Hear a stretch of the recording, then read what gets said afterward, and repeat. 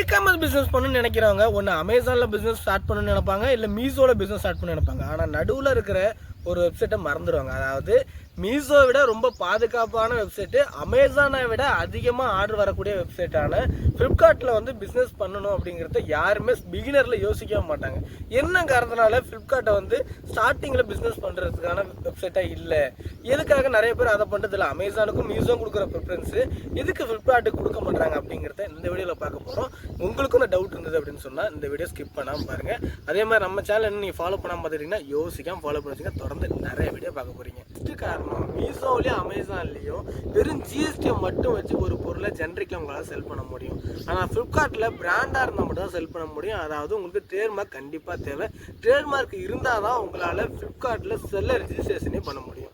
இது முதல் காரணம். ரெண்டாவது காரணம், மீஷோக்கும் அமேசானுக்கும் சேவிங்ஸ் அக்கௌண்ட் மட்டும் இருந்தால் போதும் உங்களால் செல் பண்ண முடியும். ஆனால் ஃப்ளிப்கார்ட்டில் நீங்கள் செல் பண்ணணும் அப்படின்னு சொன்னால் உங்களுக்கு கரண்ட் அக்கௌண்ட் தேவை.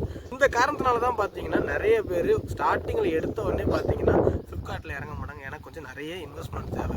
ஆனால் அமேசானை விட நிறையாவே ஆர்டர் வரும் ஃப்ளிப்கார்ட்டில். ஆனால் இன்வெஸ்ட்மெண்ட் கொஞ்சம் நீங்கள் பண்ண தயாராக இருந்தீங்கன்னா கண்டிப்பாக.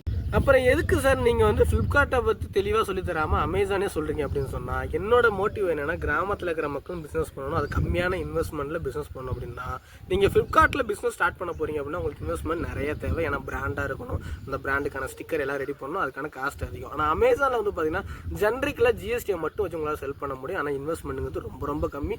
கிராமத்தை பொருட்களை பண்ணீங்க அப்படின்னு சொன்னால் உங்களுக்கு இன்வெஸ்ட்மெண்ட்டே கிடையாது. இந்த காரணத்தினால தான் உங்களுக்கு நான் அமேசானை ப்ரிஃபர் பண்ணுறேன். இது ஃப்ளிப்கார்ட்டில் கிடையாது. இல்லை அமேசான், ஃப்ளிப்கார்ட், மீஷோ அந்த மூணுமே தான் நான் சொல்லித்தரேன். இன்வெஸ்ட்மெண்ட் இருந்தால் எப்படி பண்ணணும், இன்வெஸ்ட்மெண்ட் இல்லைன்னா எப்படி பண்ணணும் அப்படிங்கிறத தெளிவாக நான் சொல்லிக் கொடுப்பேன். அதில் யாருக்கெல்லாம் இ-காமர்ஸை பற்றி தெளிவாக தெரிஞ்சுக்கணுமோ உங்கள் எல்லாருமே யோசிக்காமல் ஸ்கில் நம்பருக்கு வாட்ஸ்அப் பண்ணி என்னோட கிளாஸில் ஜாயின் பண்ணுங்கள். உங்கள் எல்லாருக்கும் நான் கிளாஸில் டெப்த்தாக சொல்லித்தரேன்.